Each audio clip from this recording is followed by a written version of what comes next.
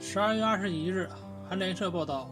韩国关税厅，也就是韩国海关和食品业界公布的数据显示，今年1月到11月，韩国方便面的出口总额同比增长了28.4%，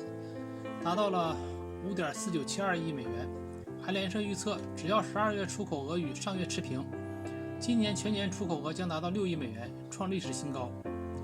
这一激增的原因是在新冠病毒爆发迫使人们待在家里之后，韩国制造的方便面作为一种紧急食品，在全球大受欢迎。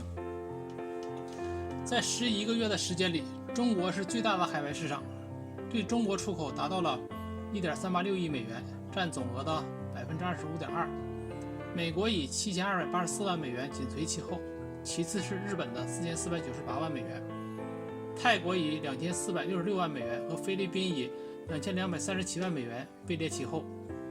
此外，今年1月至11月，韩国泡菜出口额达1.3152亿美元，前11个月的出口额已远超此前全年出口额最高纪录，即2012年创下的1.0661亿美元。此前，针对中国四川泡菜国际标准诞生的消息，韩国农林畜产品部表示，中国四川泡菜标准不适用韩国泡菜。韩国的方便面在韩国被称为拉面，因其独特的制面手艺使面条筋道有韧性，口感似拉面，配上韩国泡菜后口味非常好，所以一直销量不错。韩国方便面几乎都要主食，而且通常直接在粉包中加入油脂，所以没有油包，只有粉包加蔬菜包。韩国正在销售的方便面有70多种，但是市场相当稳定，几十年来前几名的份额变化不大。在韩国，泡面经常是用一个专用的小铜锅来煮制的，因为铜的导热性能好。不仅如此，韩国人在烹煮泡面的时候，总是另外自己准备配料和调味。有些韩国人特别喜欢某种泡菜的味道，就会把这种泡菜下到泡面中一起煮，还把泡菜汁倒进泡面中，做泡面汤的底味。这也许能解释为啥韩国的方便面和泡菜比较受欢迎吧，因为人家把这两种东西配合得很好啊。那么方便面到底健不健康？首先说说营养，方便面并不是没营养，只是营养不全面。所有食物都是如此，不可能只吃一种食物就获取人体全部的营养。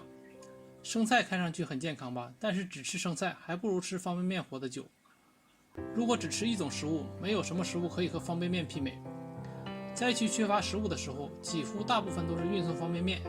排除保存的原因不说，在营养上方便面远比苹果要好得多。其次说说油炸问题，油炸和非油炸只是使面饼干燥的工艺。油炸通过油炸使方便面脱水，非油炸方便面采用热风、微波等方式干燥。两种方式在干燥的过程中对于营养素的损失差不多，油炸并没有损失更多营养。